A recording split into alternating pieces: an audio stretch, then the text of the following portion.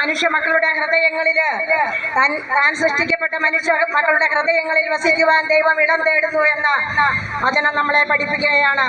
നമുക്ക് ദൈവം നമ്മുടെ ഹൃദയത്തിൽ വസിക്കുന്നതിന് വേണ്ടി നമുക്കുണ്ടായിരിക്കേണ്ട ഒരു യോഗ്യത അനുതാപമുള്ളൊരു ഹൃദയമാണ് എന്ന് വിശുദ്ധ ബൈബിൾ നമ്മളെ പഠിപ്പിക്കുന്നു. എളിമയുള്ള ഒരു മനസ്സിന്റെ ഉടമയായി തീരുമ്പോൾ ചെയ്തു പോയ തെറ്റുകളെ കുറിച്ച് അനുതാപവും പശ്ചാത്തലവുമായി നമ്മൾ ദൈവസന്നിധിയിൽ താഴ്മയോടെ ആയി നിൽക്കുമ്പോൾ അങ്ങനെയുള്ളൊരു മകന്റെ ഹൃദയത്തിൽ ദൈവം വാസം ചെയ്യുമെന്നും ദൈവം അവനെ വഴി നടത്തുമെന്നും വചനം പറയുകയാണ്. പ്രിയപ്പെട്ടവരെ, അതുകൊണ്ട് അഹങ്കരിക്കാതിരിക്കുവാനായിട്ട് നമുക്ക് ശ്രദ്ധിക്കാം. നമുക്ക് നീർക്കുമിളയ്ക്ക് പോലും തുല്യമായ ഒരു ആയുസ്സില്ല എന്ന് വചനം നമ്മളെ പഠിപ്പിക്കുന്നുണ്ട്.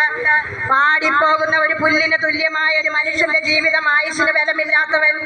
ഓർക്കുക പ്രിയപ്പെട്ടവരെ, അഹങ്കരിക്കുവാൻ ഒന്നുമില്ലാത്തവൻ ദൈവസന്നിധിയിൽ താഴ്മയോടെ വിനീതമായ ആത്മാവോടും എളിമയുള്ള ഹൃദയത്തോടും കൂടിയായിരിക്കുമ്പോൾ സർവശക്തനായ ദൈവം, ഈ സൃഷ്ടാവിന്റെ, ഈ പ്രപഞ്ചത്തിന്റെ അതിനാഥനും സൃഷ്ടാവും ഉടയവനുമായ ദൈവം, വലിയവനും മഹത്വപൂർണനുമായ ദൈവം എളിയ ദാസനായ മനുഷ്യരുടെ ഹൃദയങ്ങളിൽ വസിക്കുമെന്ന് വചനം നമ്മളെ പഠിപ്പിക്കുമ്പോൾ ഓർക്കണമേ പ്രിയപ്പെട്ടവരെ, ആ ഒരു ദൈവത്തെ ഹൃദയത്തിന്റെ രാജാവായി വാഴിച്ചുകൊണ്ട് നമുക്ക് നൽകി തന്നിരിക്കുന്ന നിസ്സാരമായ ഈ ദിവസങ്ങൾ, ആയുസ്സിന്റെ ദിനങ്ങൾ എണ്ണി തീർക്കുവാൻ സന്തോഷവും സമാധാനവും ഐശ്വര്യപൂർവമായ ഒരു ജീവിതം കുറഞ്ഞ കാലം കൊണ്ട് നമുക്ക് നേടിയെടുക്കുന്നതിന് വേണ്ടി സർവശക്തനായ ദൈവത്തെ, അവനെ നമ്മുടെ ഹൃദയത്തിന്റെ രാജാവും ഭരണകർത്താവുമായി ഏറ്റെടുക്കുവാൻ തക്കവിധം പ്രിയപ്പെട്ട മകനെ, മകളെ, നിന്റെ ഹൃദയത്തെ വളരെ താഴ്മയുള്ളതും വിനീതവുമാക്കി തീർക്കുവാൻ ദൈവം നമ്മെ ഓർമ്മപ്പെടുത്തുകയാണ്. പ്രിയപ്പെട്ടവരെ, ദൈവം മറ്റൊന്നും നമ്മളിൽ നിന്ന് ആഗ്രഹിക്കുന്നില്ല.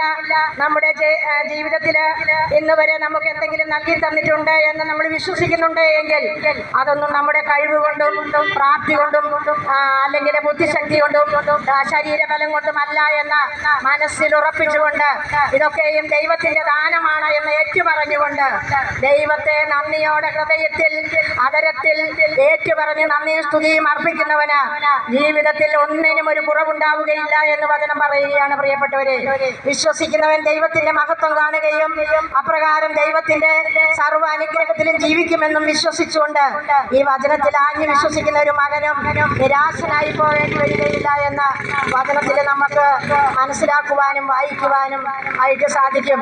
പ്രിയപ്പെട്ട മക്കളെ, ഈ ഒരു വചനം നമ്മൾ വായിച്ചു പോകുന്ന വെറും വായനക്കാരായി തീരാതെ ഈ ഒരു വചനത്തിൽ വിശ്വസിക്കുവാനും ഈ വചനം നമ്മുടെ ജീവിതത്തിന്റെ പ്രകാശവും ദിവസവും നമ്മളെ ഈ ഒരു വചനം നമ്മുടെ ജീവിതത്തിന്റെ ഭാഗമാക്കി തീർക്കുമ്പോൾ എപ്രകാരം നമ്മളൊരു വ്യക്തി